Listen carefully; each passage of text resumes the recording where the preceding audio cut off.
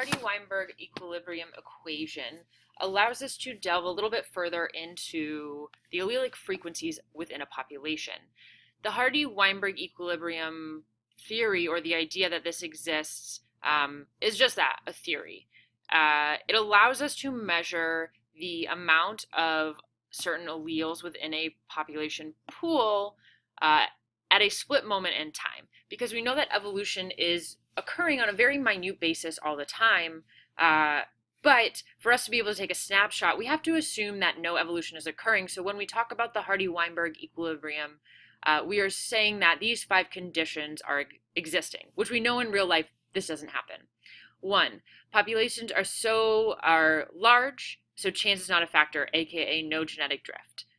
We know not all populations are large. Populations must be isolated to prevent gene flow. No immigration or emigration. We know also that is not always true. No mutations occur.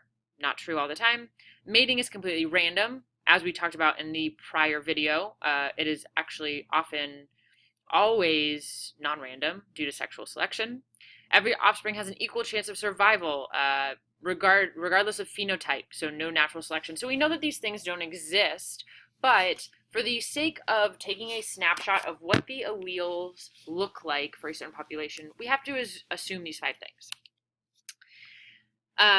So some of these can be met sometimes, but not all 5 of them exist at the same time. You are welcome to read through this on your own if you want. It's talking about which of them can and can't exist. I assume that you can figure out for yourself which of them are possible. There's a couple that are totally impossible all the time, but also we should be able to assess that never in a million years can all 5 exist at once. Since 3 out of the Hardy-Weinberg conditions can never be met, evolution always occurs and frequencies are always changing. But for us to look at just like a moment in time at where the population is sitting, we use this equation. So let's look at our frogs again, right? We were talking about green, we're talking about red, they actually looked, and blue, which were the like purple ones. This was totally non-random mating. There's a population of 100, so random mating, population of 100, but other things were probably occurring. We can assume that 60% of all of the gametes were going to have the CG allele, and 40% will have the CR allele. G for green, R for red.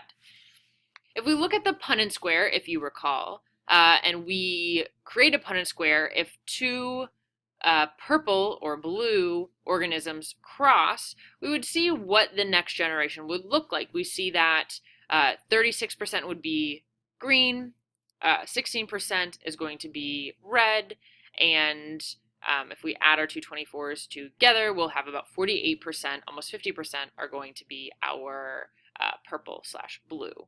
So we see that the second generation is going to look quite different than the previous generation. So let's suppose that there's an environmental change that makes red frogs more obvious to predators. So they are going to be consumed more often. How is the population now going to adapt if it consists of 36 green, 48 blue, 6 red frogs?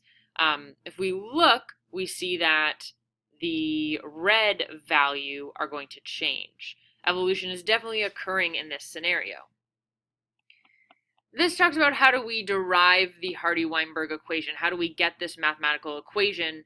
What's important here is that you know how to use it and what it is, not necessarily that it is derived. This is what you need to know.